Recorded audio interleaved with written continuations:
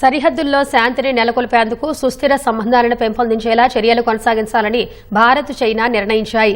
Beijing వేదికగా ప్రత్యేక ప్రతినిధుల సమావేశంలో భేటీ అయిన చైనా విదేశాంగ మంత్రి వాంగ్ యీ, భారత జాతీయ భద్రతా సలహాదారు అజిత్ డోబాల్ ఇరు దేశాల సరిహద్దుల్లో శాంతి సహా కీలక అంశాలపై చర్చించారు.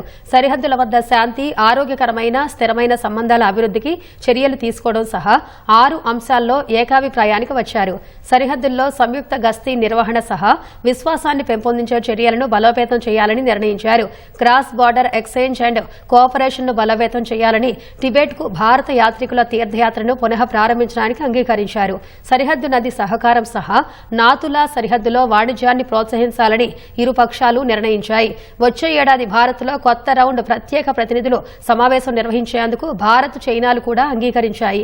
5 ఏళ్ల విరామం తర్వాత తొలిసారి జరిగిన ఈ అత్యున్నత స్థాయి సమావేశంలో సరిహద్దు సమస్యలపై ఇరు దేశాల మధ్య కుదిరిన పరిష్కారాన్ని ఇలాగే కొనసాగించాలని పునరుద్ఘాటించినట్లు చైనా విదేశాంగ మంత్రిత్వ శాఖ ప్రకటన విడుదల చేసింది.